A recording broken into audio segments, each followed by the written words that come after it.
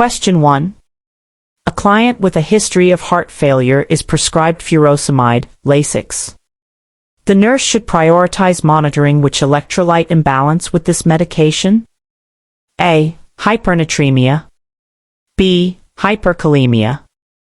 C. Hypomagnesemia. D. Hypocalcemia. Answer: C. Hypomagnesemia. This question tests your knowledge of common electrolyte imbalances associated with loop diuretics like furosemide, which is used for heart failure. The key here is recognizing that furosemide causes increased excretion of potassium, sodium, calcium, and magnesium. While hypokalemia is very common and often discussed, hypomagnesemia is also a significant concern, especially because it can predispose the client to dangerous cardiac arrhythmias and make potassium replacement more difficult.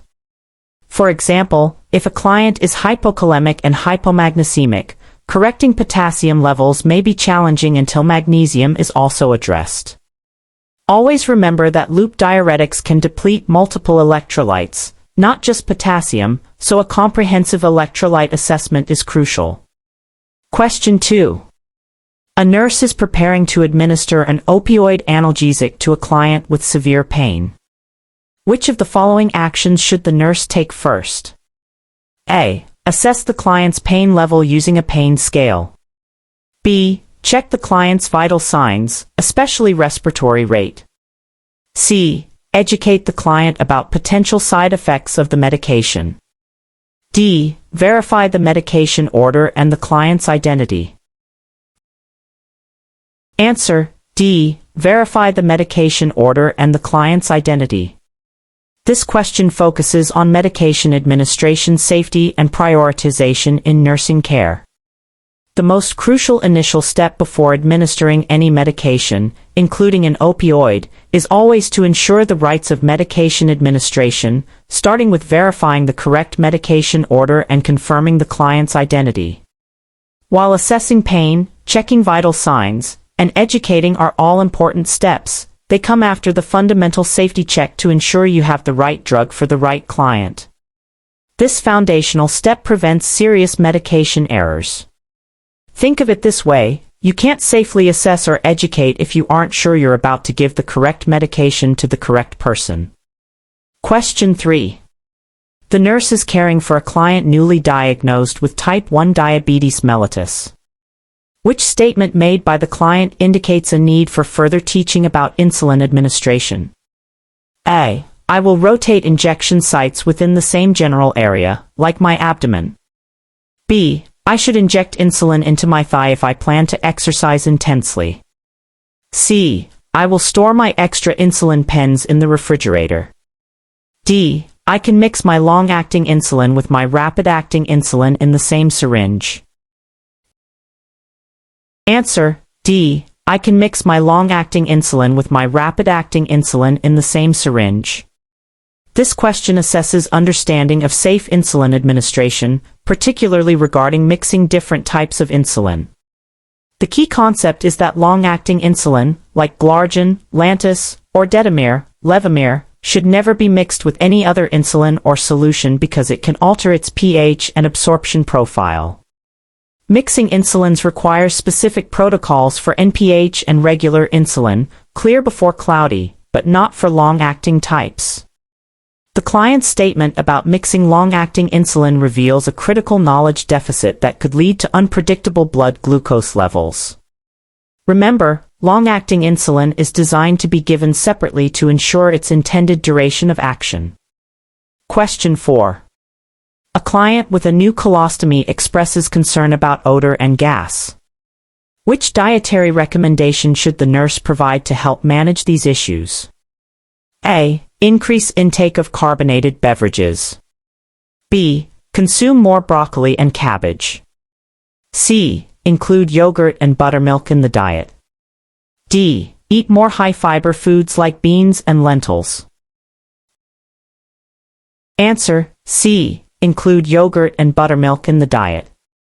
This question focuses on dietary management for clients with a colostomy, specifically addressing common concerns like odor and gas. The keywords are odor and gas, which require interventions that reduce gas-producing foods or introduce odor-neutralizing agents. Yogurt and buttermilk contain probiotics, beneficial bacteria, that can help neutralize odor in the stool and promote a healthy gut flora, thus reducing gas. Carbonated beverages, broccoli, cabbage, beans, and lentils are known gas-producing foods and should be limited or avoided. Providing practical dietary advice helps clients adapt to their new colostomy and improve their quality of life. Question 5. The nurse is caring for a client with a history of falls. Which action by the nurse demonstrates the most effective fall prevention strategy? A. Keeping the client in a room close to the nursing station for frequent observation. B. Restraining the client in bed during nighttime hours to prevent wandering. C. Ensuring the client's call light is within reach and explaining its use. D. Administering a sedative medication to promote sleep and reduce agitation. Answer: C. Ensuring the client's call light is within reach and explaining its use. This question evaluates the nurse's understanding of effective, client-centered fall prevention strategies. The keywords most effective point to interventions that empower the client and maintain their independence while ensuring safety. Ensuring the call light is within reach and teaching its proper use directly enables the client to summon help for needs like toileting or repositioning, which often precede falls, without having to get up unassisted. Restraints and sedatives are restrictive interventions that should be used as a last resort due to associated risks like increased agitation, deconditioning, and even higher fall risk once restraints are removed. Constant observation is helpful but doesn't prevent falls if the client can't alert staff when they need assistance. Question 6. A client in the emergency department presents with sudden onset of severe, crushing chest pain radiating to the left arm. The nurse's priority action should be to A. Obtain a 12-lead electrocardiogram, ECG. B. Administer nitroglycerin sublingually. C. Obtain a detailed pain history. D. Prepare for immediate cardiac catheterization. Answer: A. Obtain a 12-lead electrocardiogram, ECG. This question tests prioritization in a suspected cardiac emergency. The key phrase, sudden onset of severe, crushing chest pain radiating to the left arm, strongly suggests acute coronary syndrome, ACS. While pain relief, nitroglycerin, is important, and a detailed history is necessary, the immediate priority is to obtain a 12-lead ECG within 10 minutes of arrival. This diagnostic test is crucial to quickly identify ST segment elevation myocardial infarction, STEMI, which requires immediate reperfusion therapy. Delaying the ECG can significantly impact client outcomes. Think of it as a critical diagnostic, time is muscle, step before intervention. Question 7. The nurse is providing discharge teaching to a client with newly diagnosed hypertension. Which statement by the client indicates understanding of lifestyle modifications? A. I will limit my sodium intake to about 3,000 milligrams per day. B. I should exercise vigorously for at least 20 minutes once a week. C. I will try to incorporate more fresh fruits and vegetables into my diet. D. I can continue to drink alcohol moderately, about 3 to 4 drinks per day. Answer: C. I will try to incorporate more fresh fruits and vegetables into my diet. This question assesses the client's understanding of lifestyle modifications for hypertension. The keyword is understanding. Healthy lifestyle modifications for hypertension include reducing sodium, increasing physical activity, limiting alcohol, and adopting a dietary approaches to stop hypertension, diet, which emphasizes fruits, vegetables, and low-fat dairy. Increasing fresh fruits and vegetables is a core component of this healthy eating pattern. Limiting sodium to 3,000 milligrams is still too high. Recommended is typically less than 2,300 milligrams, or less than 1,500 milligrams for some. Exercising once a week is insufficient, and 3 to 4 alcoholic drinks per day is excessive and can raise blood pressure. Question 8. A nurse is caring for a client receiving total parenteral nutrition, TPN. The nurse notes that the TPN bag is empty, and the new bag is not yet available from the pharmacy. What is the most appropriate nursing action? A. Hang a bag of 5% dextrose in water, D5W, at the prescribed TPN rate. B. Slow the infusion rate of the existing TPN to conserve it until the new bag arrives. C. Notify the primary healthcare provider immediately. D. Flush the TPN line with normal saline and cap it until the new bag is ready. Answer: A. Hang a bag of 5% dextrose in water, D5W, at the prescribed TPN rate. This question tests critical thinking and safe management of TPN therapy. The core concept is preventing rebound hypoglycemia, which can occur if TPN, a highly concentrated glucose solution, is abruptly discontinued. If a new TPN bag is not available, hanging D5W, or D10W if available, and per protocol, is the immediate action to prevent the client's blood glucose from dropping precipitously. Slowing the infusion is ineffective. Notifying the provider should happen after initiating the D5W, and flushing and capping the line would lead to hypoglycemia. This intervention maintains the glucose supply until the TPN is ready. Question 9. The nurse is assessing a client with acute glomerulonephritis. Which finding would the nurse most likely expect to observe? A. Hypotension and polyuria. B. Dark, smoky-colored urine and periorbital edema. C. Unilateral flank pain and fever. D. Clear, pale urine and increased thirst. Answer: B. Dark, smoky-colored urine and periorbital edema. This question assesses the nurse's knowledge of the classic signs and symptoms of acute glomerulonephritis, AGN.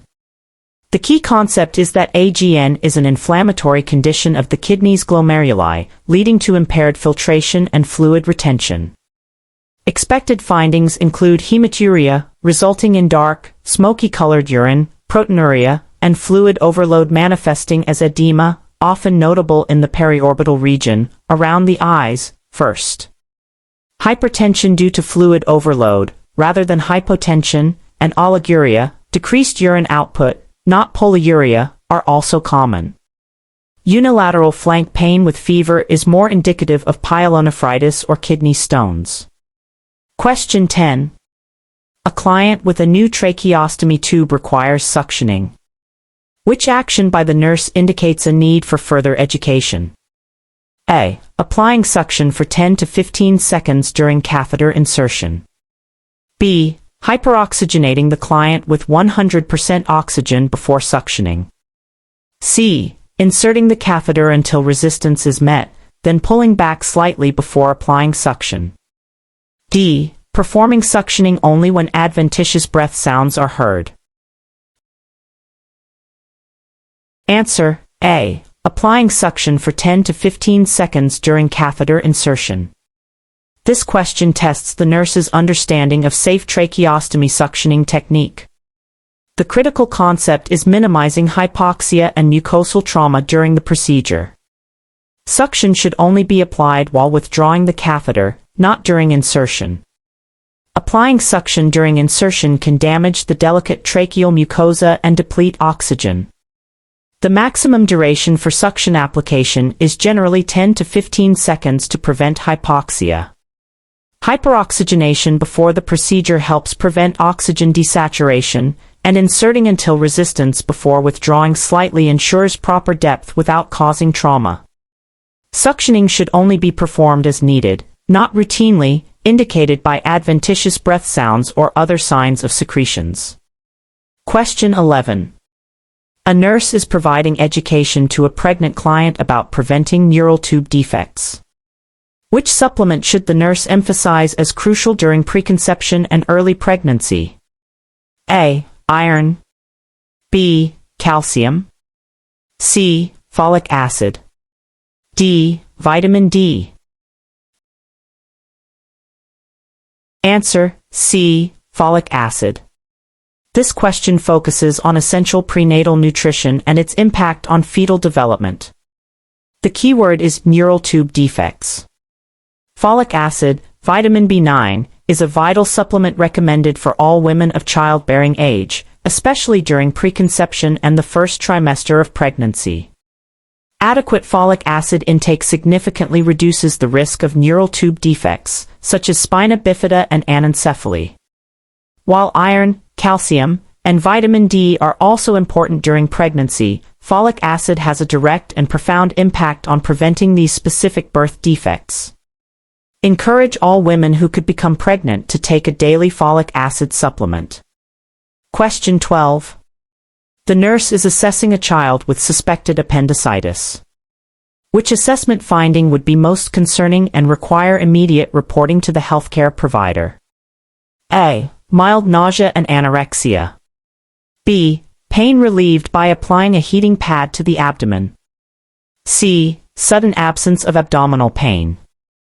D. Periumbilical pain migrating to the right lower quadrant. Answer: C. Sudden absence of abdominal pain. This question assesses the nurse's ability to identify a critical complication in a child with suspected appendicitis. While periumbilical pain migrating to the right lower quadrant, McBurney's point, is a classic sign of appendicitis, a sudden absence of abdominal pain in this context is extremely concerning. This can indicate rupture of the appendix, leading to peritonitis, a life-threatening complication.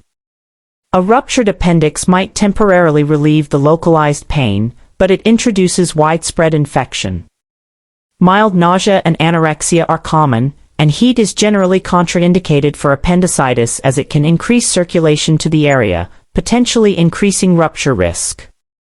Question 13. A client is prescribed warfarin, Coumadin, for atrial fibrillation. Which laboratory value should the nurse monitor to assess the therapeutic effectiveness of this medication? A. Partial thromboplastin time, PTT.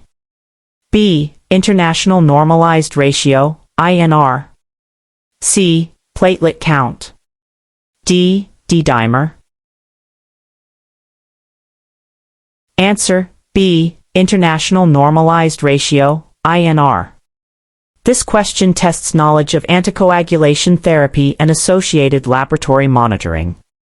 The key is recognizing that warfarin is an oral anticoagulant that specifically affects the extrinsic clotting pathway, and its therapeutic effect is monitored using the prothrombin time, PT, and its standardized version, the International Normalized Ratio, INR. The INR standardizes results across different labs, making it the most reliable indicator for warfarin's therapeutic range, typically 2.0 to 3.0 for atrial fibrillation. PTT monitors heparin therapy, platelet count assesses clotting cells, and D-dimer indicates fibrinolysis. Always prioritize the correct lab test for the specific anticoagulant. Question 14. The nurse is caring for a client with a history of cirrhosis. Which assessment finding indicates a potential complication of the disease? A. Increased appetite and weight gain. B. Yellowish discoloration of the skin and sclera. C. Elevated hemoglobin and hematocrit levels. D. Decreased abdominal girth. Answer: B. Yellowish discoloration of the skin and sclera. This question assesses the nurse's ability to recognize signs of complications in a client with cirrhosis, a chronic liver disease. The key finding indicating a potential complication is yellowish discoloration of the skin and sclera, which is known as jaundice. Jaundice in cirrhosis indicates impaired liver function, specifically the liver's inability to excrete bilirubin, leading to its accumulation in the body. Increased appetite and weight gain are not typical for cirrhosis, while ascites, fluid accumulation in the abdomen, would cause increased abdominal girth, not decreased. Cirrhosis often leads to anemia, so elevated hemoglobin and hematocrit would be unusual. Question 15. The nurse is providing care for a client with a full-thickness burn injury. Which intervention is the highest priority for this client in the initial phase of burn management? A. Administering prophylactic antibiotics. B. Maintaining a warm environment to prevent hypothermia. C. Providing meticulous wound care. D. Assessing for signs of compartment syndrome. Answer: B. Maintaining a warm environment to prevent hypothermia. This question focuses on immediate priorities in burn management, especially for full-thickness burns. The key concept is that extensive burn injuries disrupt the skin's ability to regulate body temperature, making clients highly susceptible to hypothermia due to massive heat loss. Maintaining a warm environment, example warm room, blankets, is a critical initial intervention to prevent this life-threatening complication. While wound care, antibiotics, and compartment syndrome assessment are all important, preventing hypothermia directly addresses a primary physiological threat in the very acute phase. Think of it as supporting core body functions immediately. Question 16. A nurse is conducting discharge teaching for a client with chronic obstructive pulmonary disease, COPD.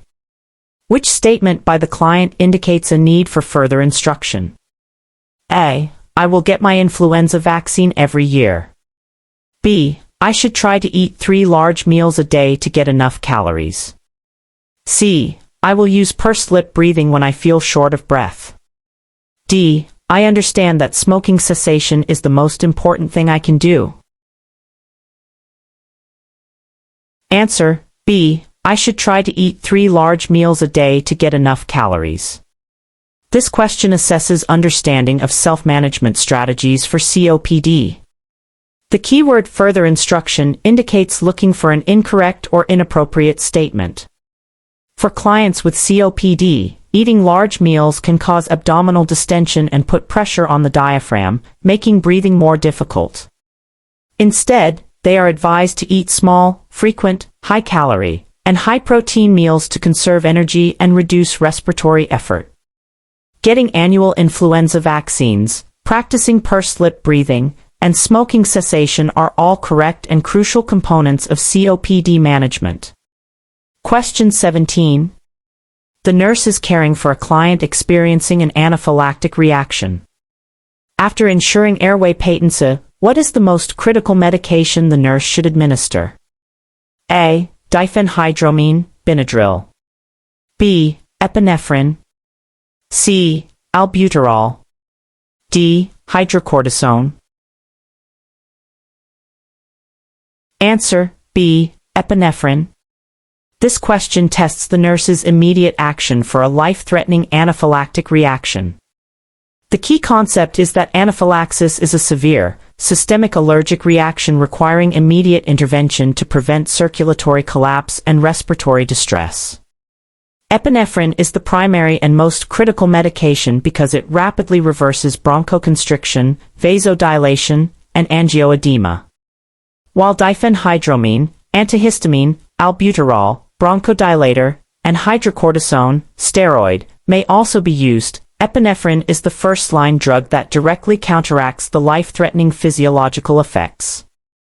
Think of epinephrine as the immediate rescue drug for anaphylaxis. Question 18.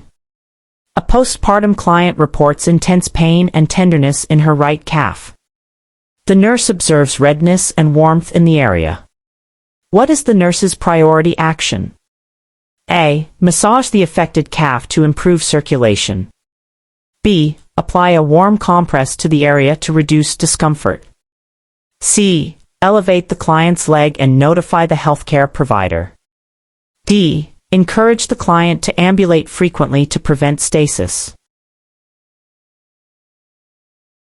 Answer: C. Elevate the client's leg and notify the healthcare provider. This question assesses the nurse's immediate response to suspected deep vein thrombosis, DVT, a serious postpartum complication. The keywords intense pain and tenderness, redness and warmth in the calf are classic signs of DVT. The priority action is to elevate the leg to promote venous return and notify the healthcare provider immediately for diagnostic confirmation and treatment.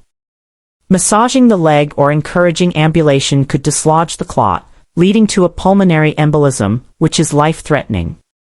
Applying a warm compress is not the priority and could potentially worsen inflammation or lead to dislodgement. Question 19. The nurse is preparing to administer digoxin to an infant with heart failure. Which assessment is most crucial before administering this medication? A. Assessing the infant's blood pressure. B. Checking the infant's apical pulse. C. Monitoring the infant's respiratory rate. D. Auscultating the infant's bowel sounds. Answer: B. Checking the infant's apical pulse. This question focuses on safe medication administration, specifically digoxin in pediatric clients. The keyword most crucial directs you to the primary assessment for this medication. Digoxin slows the heart rate and increases the force of contraction. Before administering, the nurse must always check the infant's apical pulse for a full minute, holding the dose if the pulse is below the prescribed parameters, typically 90 to 110 bpm for infants, depending on age and specific order. Administering digoxin to an infant with a bradycardic heart rate could dangerously depress cardiac function. Blood pressure and respiratory rate are also important but secondary to the heart rate check for digoxin. Question 20. A client with a new diagnosis of Cushing's syndrome asks the nurse what symptoms they can expect. Which symptom should the nurse include in the teaching? A. Weight loss and increased muscle mass. B. Hypotension and decreased blood glucose. C. Purple striae and central obesity. D. Hyperpigmentation and hyperkalemia. Answer: C. Purple striae and central obesity. This question assesses knowledge of the characteristic signs and symptoms of Cushing's syndrome, which is caused by prolonged exposure to high levels of cortisol. The key is to identify symptoms directly related to excess cortisol. Classic manifestations include central obesity, truncal obesity, with thin extremities, a moon face, buffalo hump, skin fragility, and purple striae, stretch marks, due to collagen breakdown. Clients typically experience weight gain, muscle wasting, not increased mass, hypertension, not hypotension, and hyperglycemia, not decreased blood glucose. Hyperpigmentation is more characteristic of Addison's disease. Question 21. A nurse is developing a care plan for a client with Meniere's disease. Which nursing diagnosis would be most appropriate for this client? A. Impaired gas exchange related to auditory canal obstruction. B. Risk for injury related to vertigo and unpredictable attacks. C. Deficient knowledge related to inadequate hearing aid use. D. Imbalanced nutrition, more than body requirements related to fluid retention. Answer: B. Risk for injury related to vertigo and unpredictable attacks. This question tests the nurse's understanding of Meniere's disease and its primary impact on client safety. Meniere's disease is a disorder of the inner ear characterized by episodes of severe vertigo, tinnitus, hearing loss, and a feeling of fullness in the ear. The most significant and immediate risk for a client experiencing sudden, unpredictable vertigo is falling and sustaining an injury. While hearing loss and fluid retention, leading to fullness, are part of the disease, the dominant nursing diagnosis focuses on the safety implications of the vertigo. This highlights the importance of safety as a core nursing priority. Question 22. The nurse is caring for a client who is NPO for surgery later in the day. The client's morning medications include a routine oral antihypertensive. What is the most appropriate action by the nurse? A. Administer the antihypertensive medication with a small sip of water. B. Withhold the medication and document the reason. C. Crush the medication and administer it with applesauce. D. Consult the healthcare provider about administering the medication intravenously. Answer B. Withhold the medication and document the reason. This question assesses the nurse's critical thinking regarding medication administration in clients who are NPO, nothing by mouth. The key here is NPO for surgery and a routine oral medication. Unless specifically ordered otherwise, oral medications should be withheld when a client is NPO before surgery to prevent aspiration during anesthesia. While an antihypertensive is important, the risk of aspiration outweighs the benefit of a single dose, and the surgical team may have specific protocols. Always prioritize client safety regarding NPO status, and document all withheld medications and the reason. Question 23. A nurse is caring for a client with a continuous bladder irrigation, CBI, after a transurethral resection of the prostate, TURP. The nurse observes bright red urine with clots. What is the nurse's initial action? A. Increase the irrigation rate. B. Stop the irrigation and clamp the Foley catheter. C. Notify the healthcare provider immediately. D. Document the finding and continue current care. Answer A. Increase the irrigation rate. This question tests the nurse's immediate response to a common finding after a TURP with CBI. The goal of CBI is to prevent clot formation and maintain patency of the urinary catheter after prostate surgery.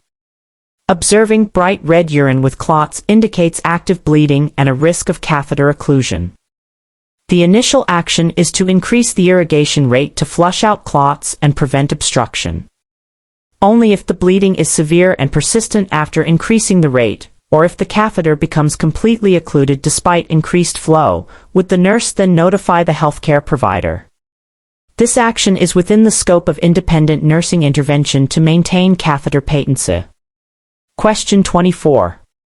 A client with a traumatic brain injury has decerebrate posturing. The nurse understands this finding indicates damage to which area of the brain? A. Cerebral cortex. B. Brainstem. C. Cerebellum. D. Basal ganglia. Answer B. Brainstem. This question assesses the nurse's knowledge of neurological assessment findings and their correlation with specific brain injury locations. Decerebrate posturing, characterized by extension and pronation of the arms and extension of the legs, signifies severe damage to the brainstem, particularly the midbrain and pons. Decorticate posturing, in contrast, indicates damage above the brainstem, typically to the cerebral hemispheres or internal capsule. Understanding these posturing types helps the nurse quickly assess the severity and location of neurological insult, guiding immediate interventions. Question 25. A nurse is providing education to parents of an infant newly diagnosed with gastroesophageal reflux, GER. Which feeding modification should the nurse recommend? A. Feed larger volumes less frequently. B. Keep the infant upright for 30 minutes after feedings. C. Add rice cereal to formula for all feedings. D. Place the infant in a prone position for sleep after feeding. Answer B. Keep the infant upright for 30 minutes after feedings. This question focuses on non-pharmacological management of gastroesophageal reflux in infants.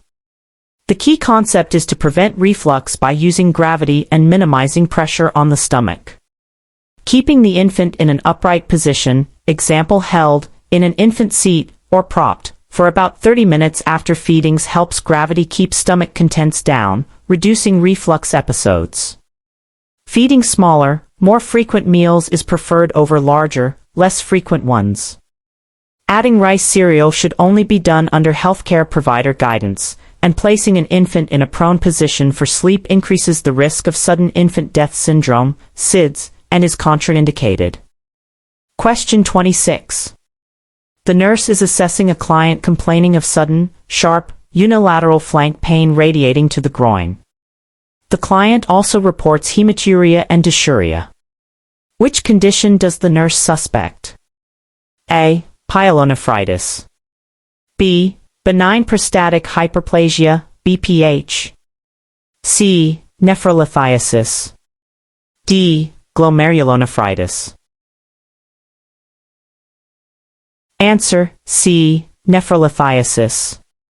This question tests the nurse's ability to identify a common urological condition based on classic symptoms. The keywords are sudden, sharp, unilateral flank pain radiating to the groin, combined with hematuria and dysuria. This constellation of symptoms is highly characteristic of nephrolithiasis, commonly known as kidney stones.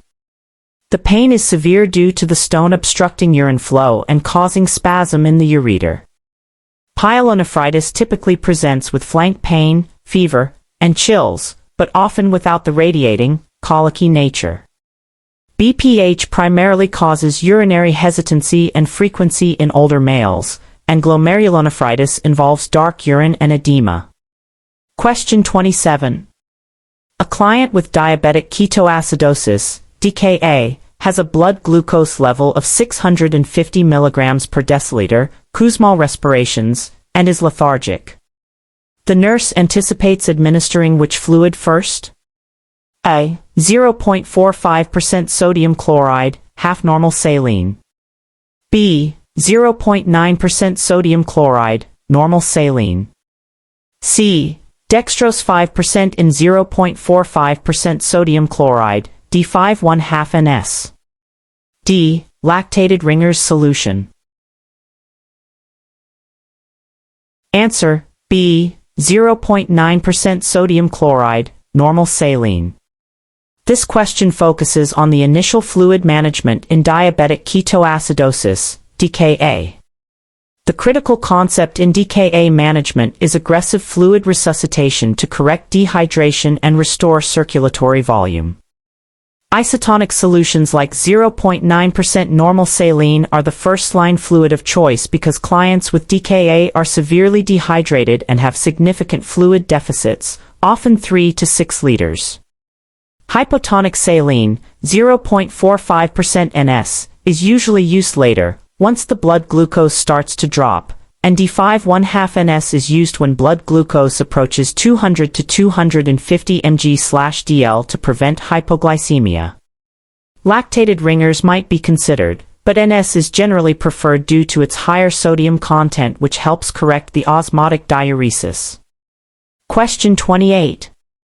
The nurse is caring for a client with a history of alcohol abuse who is admitted with pancreatitis. The client is restless, agitated, and reports seeing bugs crawling on the walls. Which medication does the nurse anticipate administering? A. Haloperidol. B. Lorazepam. C. Ondansetron. D. Morphine. Answer: B. Lorazepam. This question assesses the nurse's ability to recognize and appropriately intervene for signs of alcohol withdrawal delirium.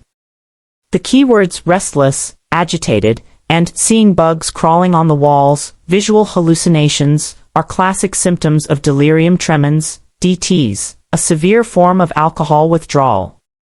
Benzodiazepines, such as lorazepam, Ativan, or chlordiazepoxide, Librium, are the medications of choice for managing alcohol withdrawal symptoms because they reduce CNS excitability and prevent seizures.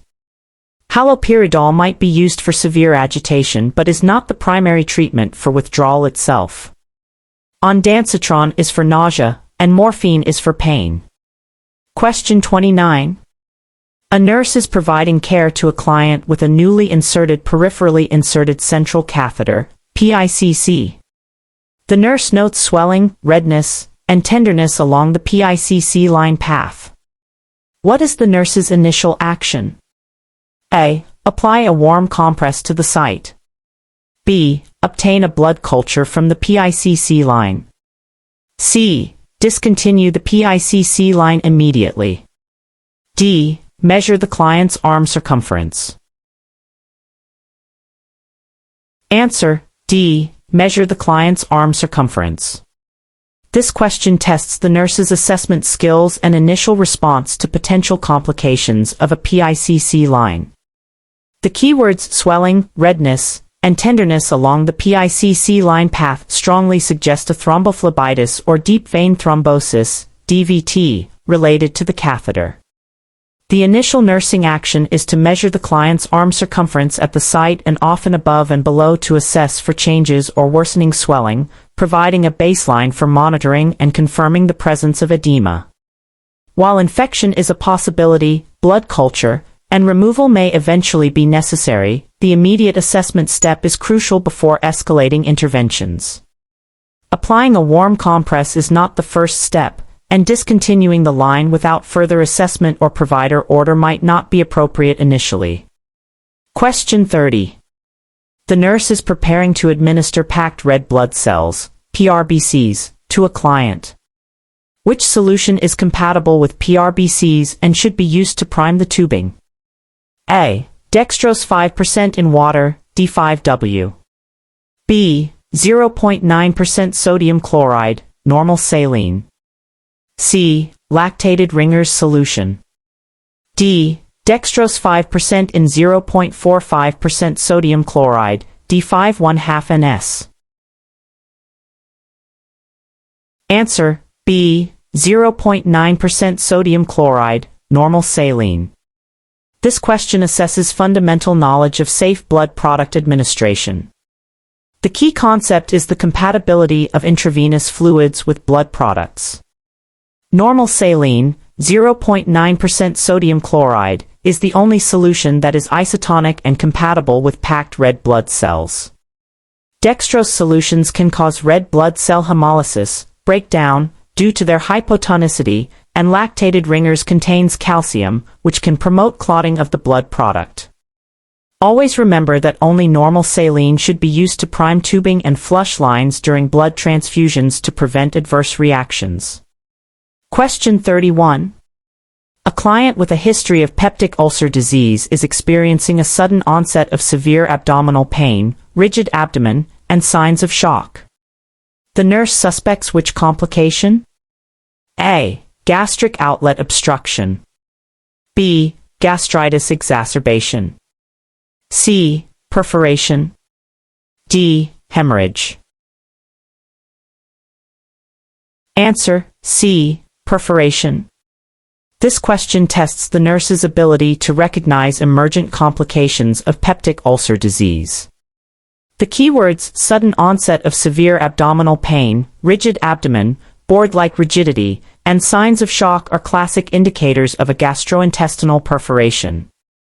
When an ulcer perforates, stomach contents leak into the peritoneal cavity, causing chemical peritonitis and leading to severe pain, rigidity, and signs of shock, example hypotension, tachycardia. While hemorrhage is also a serious complication, it would typically present with symptoms of blood loss, example melena, hematemesis, rather than sudden, severe rigidity. Gastric outlet obstruction typically presents with vomiting, and gastritis is less severe. Question 32. The nurse is caring for a client who underwent a thyroidectomy 24 hours ago. Which finding would be most concerning to the nurse? A. Client reports a sore throat and difficulty swallowing. B. Client's voice is hoarse. C. Frequent muscle spasms and tingling around the mouth. D. Small amount of serosanguineous drainage on the dressing. Answer: C. Frequent muscle spasms and tingling around the mouth. This question assesses the nurse's ability to identify a critical postoperative complication following a thyroidectomy. The keywords muscle spasms and tingling around the mouth are classic signs of hypocalcemia, often due to accidental removal or damage to the parathyroid glands during surgery. Parathyroid glands regulate calcium levels, and their impairment leads to decreased calcium, causing neuromuscular excitability, tetany. A sore throat, hoarseness, and minimal serosanguineous drainage are common and expected findings after this surgery. Recognizing the signs of hypocalcemia is crucial as it can progress to life-threatening laryngospasm and seizures. Question 33. A client with a new diagnosis of gout asks the nurse about dietary changes. Which food should the nurse advise the client to limit or avoid? A. Low-fat dairy products. B. Cherries. C. Organ meats, example liver, kidneys. D. Whole grain bread. Answer: C. Organ meats, example liver, kidneys. This question tests knowledge of dietary management for gout. Gout is caused by an accumulation of uric acid crystals in the joints. Foods high in purines are metabolized into uric acid, so clients with gout should limit or avoid them.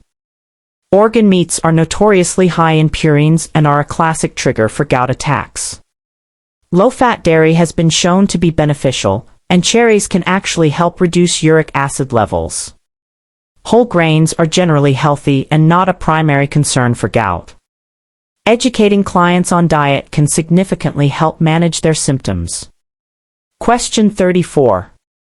The nurse is caring for a client with a C5 spinal cord injury. Which piece of equipment is essential for maintaining this client's respiratory status? A. Incentive spirometer. B. Manual resuscitator bag. C. Suction equipment. D. Chest physiotherapy vest. Answer: C. Suction equipment.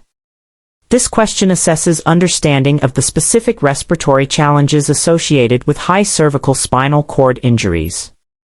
A C5 spinal cord injury affects the diaphragm and intercostal muscles, significantly impairing the client's ability to cough effectively and clear secretions.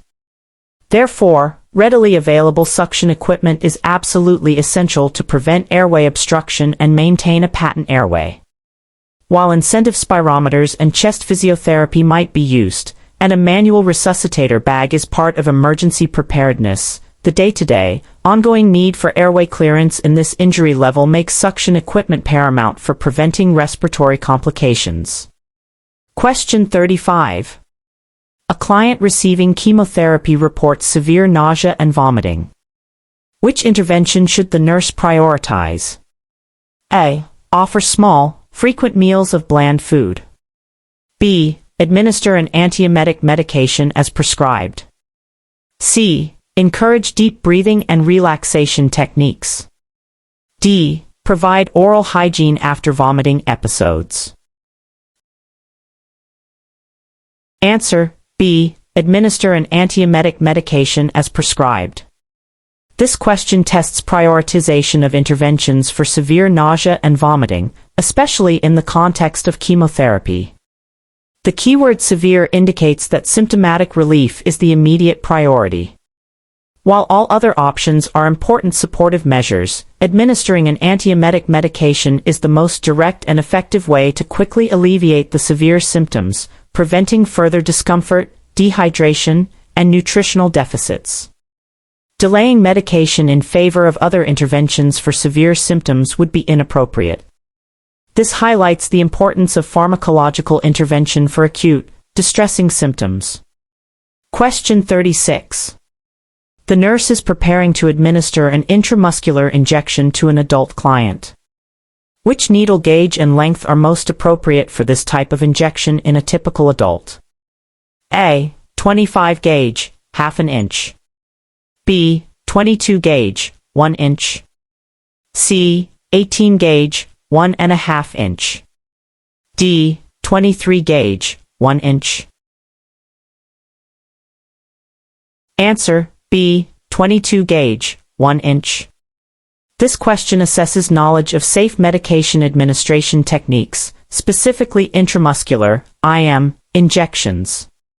For a typical adult, an appropriate needle gauge for IM injections is generally 20 to 25 gauge, and a length of 1 to 1½ inches is common to reach the muscle tissue. A 22 gauge, 1-inch needle is a very common and appropriate choice for most adult IM injections, balancing client comfort with adequate muscle penetration. A 25 gauge, half an inch is too short for IM, and an 18 gauge is too large for most IM injections unless viscous medication is involved. Question 37. A client is admitted with a suspected ruptured ectopic pregnancy. Which assessment finding would the nurse expect to observe? A. Painless vaginal bleeding with uterine enlargement. B. Sudden, severe, unilateral lower abdominal pain with referred shoulder pain. C. Gradual onset of bilateral lower abdominal cramping. D. Heavy, dark red vaginal bleeding with passage of tissue. Answer: B. Sudden, severe, unilateral lower abdominal pain with referred shoulder pain. This question tests the nurse's ability to recognize the classic signs of a ruptured ectopic pregnancy, a life-threatening obstetric emergency. The keywords sudden, severe, unilateral lower abdominal pain are hallmark symptoms. Referred shoulder pain is a classic sign due to diaphragmatic irritation from internal bleeding, peritoneal irritation. Painless vaginal bleeding with uterine enlargement is more indicative of placenta previa.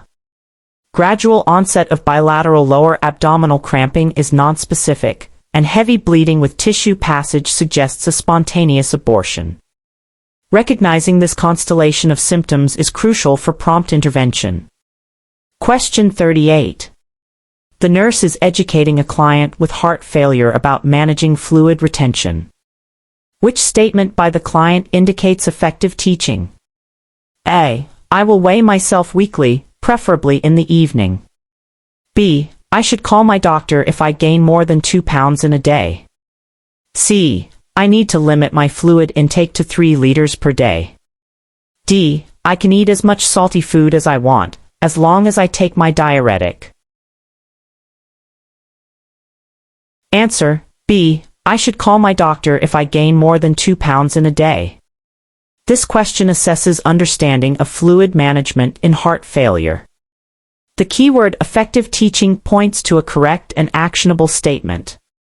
For clients with heart failure, a rapid weight gain, typically greater than 2 to 3 pounds in a day or greater than 5 pounds in a week, can indicate fluid retention and worsening heart failure, requiring prompt medical attention. Daily weighing in the morning before eating, after voiding, is crucial for early detection, not weekly or in the evening. Fluid restriction is usually much stricter than 3 liters per day, often 1.5 to 2 liters. Eating salty foods is contraindicated, as sodium causes fluid retention, and diuretics alone may not manage it. Question 39. The nurse is caring for an older adult client who is experiencing delirium. Which nursing intervention is most appropriate for promoting reorientation and reducing agitation? A. Administering a PRN sedative every 4 hours. B. Providing a quiet, dimly lit environment. C. Placing familiar objects and a calendar in the client's room. D. Restraining the client to prevent falls and self-harm. Answer: C. Placing familiar objects and a calendar in the client's room. This question assesses appropriate nursing interventions for delirium in older adults. The goal is promoting reorientation and reducing agitation. Providing familiar objects, example photos, a clock, and a calendar helps reorient the client to their environment, time, and personal history, which can significantly reduce confusion and agitation. While a quiet environment can be helpful, it shouldn't be dimly lit, as this can worsen confusion. Sedatives and restraints are generally considered last resorts, as they can exacerbate delirium and lead to complications. Holistic, non-pharmacological approaches are preferred. Question 40. A client with a large wound infection has developed sepsis and is hypotensive. The nurse anticipates administering which type of intravenous fluid initially? A. Colloids such as albumin. B. Hypertonic saline. C. Isotonic crystalloids such as 0.9% sodium chloride. D. Dextrose solutions. Answer: C. Isotonic crystalloids such as 0.9% sodium chloride. This question focuses on initial fluid management in a client with sepsis and hypotension.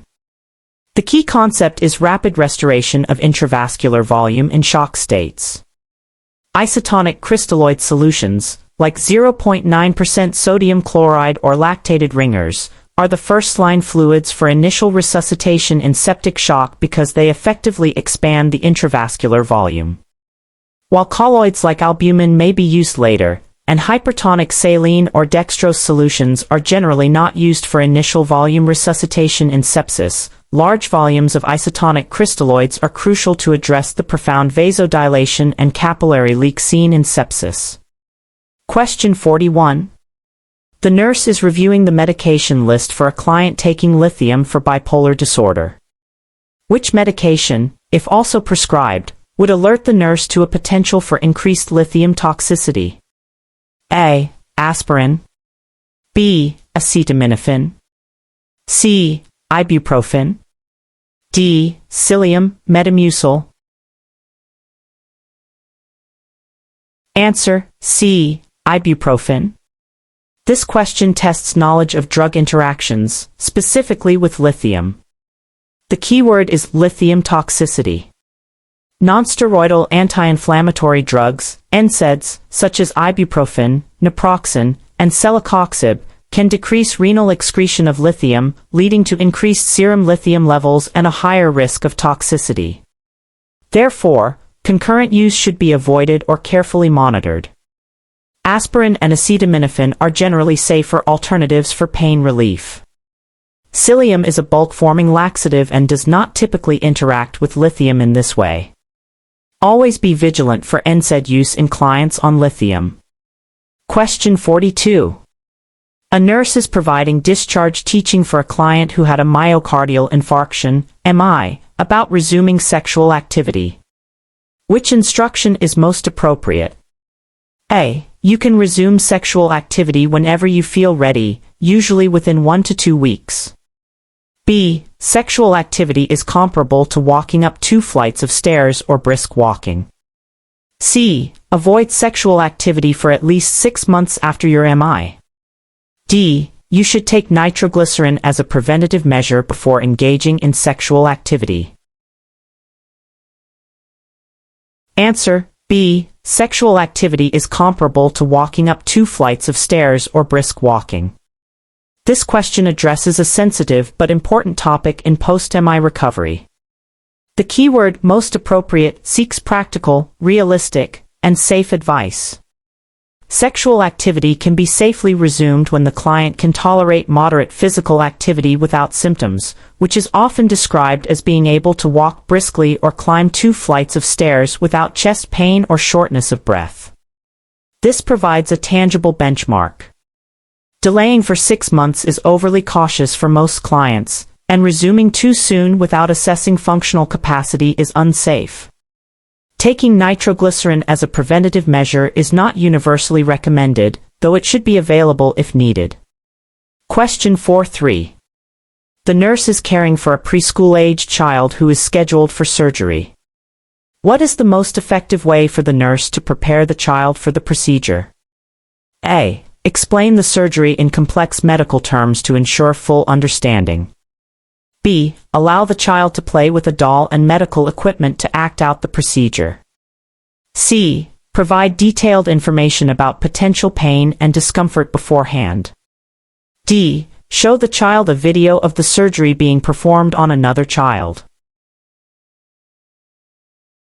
Answer: B. Allow the child to play with a doll and medical equipment to act out the procedure. This question assesses age-appropriate communication and preparation for surgery in young children.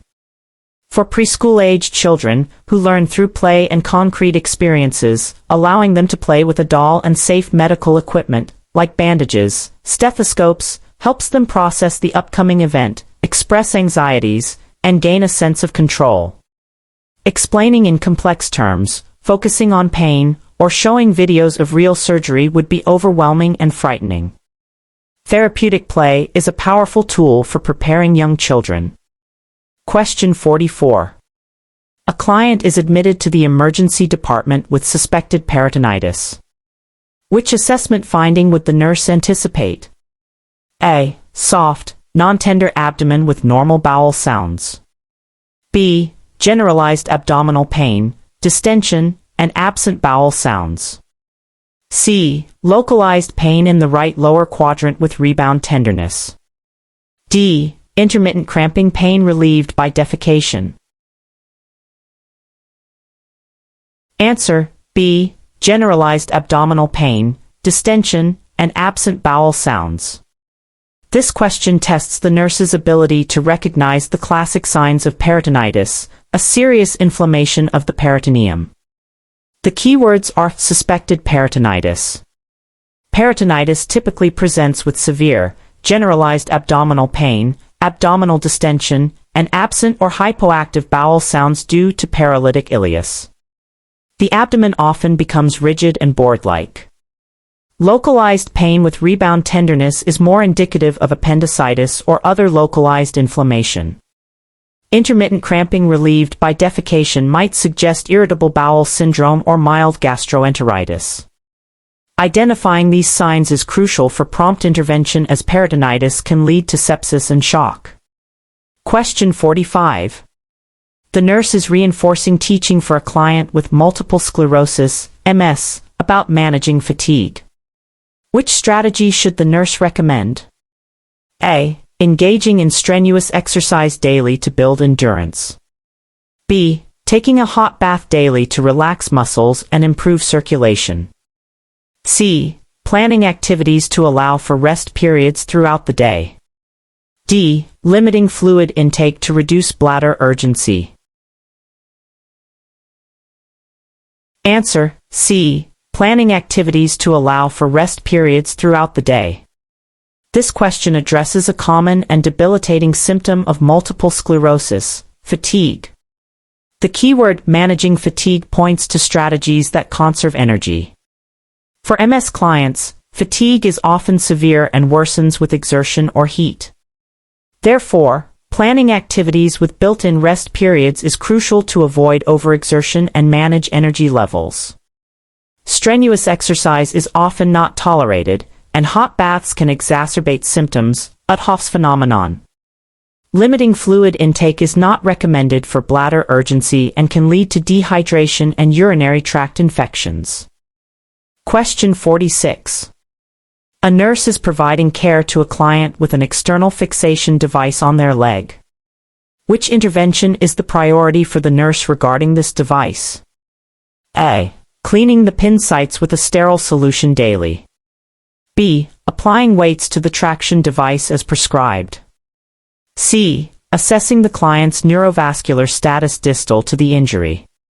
D. Removing the device for showering to prevent infection. Answer: C. Assessing the client's neurovascular status distal to the injury. This question assesses the nurse's priority in caring for a client with an external fixation device. While pin site care is vital for preventing infection, and weights are for traction, the priority intervention involves assessing for complications that could lead to permanent damage. The most critical assessment is neurovascular status distal to the injury, example color, temperature, capillary refill, sensation, motor function, pulses. This assesses for compromised circulation or nerve damage, which can lead to compartment syndrome or permanent disability if not detected and addressed promptly. The device should not be removed for showering. Question 47. The nurse is caring for a client in the manic phase of bipolar disorder. Which intervention is most appropriate to promote a therapeutic environment? A. Encourage participation in competitive group activities. B. Engage the client in lengthy, abstract discussions. C. Provide a structured routine with consistent limits. D. Allow the client to control their own activity schedule. Answer: C. Provide a structured routine with consistent limits. This question focuses on appropriate nursing interventions for a client in the manic phase of bipolar disorder. The core concept is managing hyperactivity, impulsivity, and grandiosity. A structured routine with consistent limits provides a sense of security, reduces overstimulation, and helps contain the client's boundless energy and poor judgment. Competitive group activities and lengthy, abstract discussions would exacerbate their agitation and distractibility. Allowing the client to control their schedule is inappropriate, as they lack insight and judgment during mania. Question 48. A client has returned to the unit after undergoing a cardiac catheterization via the femoral artery. The nurse's priority post-procedure assessment is to A. Check the client's blood pressure and heart rate every 15 minutes. B. Assess for sensation and movement in the affected extremity. C. Monitor the insertion site for bleeding or hematoma formation. D. Encourage oral fluid intake to promote dye excretion. Answer: C. Monitor the insertion site for bleeding or hematoma formation. This question assesses immediate post-procedure priorities following a cardiac catheterization, specifically with femoral artery access. The keyword priority guides you to the most immediate and potentially life-threatening complication. While all options are important, the most critical concern immediately post-catheterization is monitoring the femoral insertion site for bleeding or hematoma formation due to the arterial puncture. Significant bleeding or hematoma can lead to hypovolemic shock or compromise circulation to the extremity. The nurse should check the site frequently, example every 15 minutes for the first hour, apply pressure if needed, and assess distal pulses. Question 49. The nurse is planning care for a client with systemic lupus erythematosus, SLE. Which instruction should the nurse include in the teaching plan to help prevent exacerbations? A. Increase sun exposure to enhance vitamin D absorption. B. Adhere strictly to the prescribed immunosuppressant regimen. C. Engage in high-impact exercises to maintain joint mobility. D. Avoid routine vaccinations to prevent immune system overstimulation. Answer: B. Adhere strictly to the prescribed immunosuppressant regimen. This question tests knowledge of managing systemic lupus erythematosus, SLE, an autoimmune disease characterized by periods of exacerbation and remission.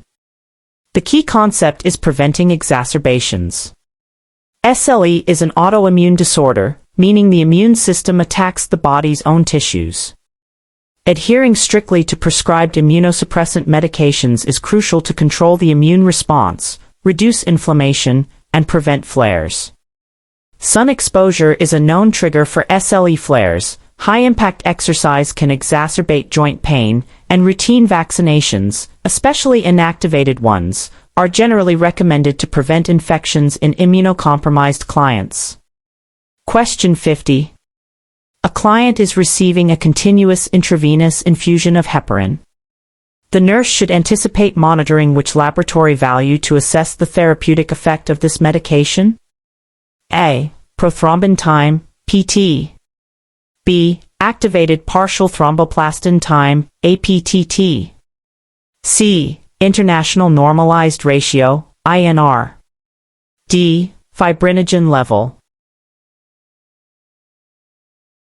Answer: B. Activated partial thromboplastin time, APTT. This question assesses knowledge of anticoagulation therapy and its specific laboratory monitoring. The keyword is continuous intravenous infusion of heparin. Heparin, an anticoagulant, works by inhibiting various clotting factors, primarily affecting the intrinsic clotting pathway. Its therapeutic effect is typically monitored using the activated partial thromboplastin time, APTT. The therapeutic range for APTT often falls between 1.5 to 2.5 times the control value. PT and INR are used for warfarin, while fibrinogen levels assess clotting protein but not directly the therapeutic effect of heparin. Always match the anticoagulant with the correct monitoring lab.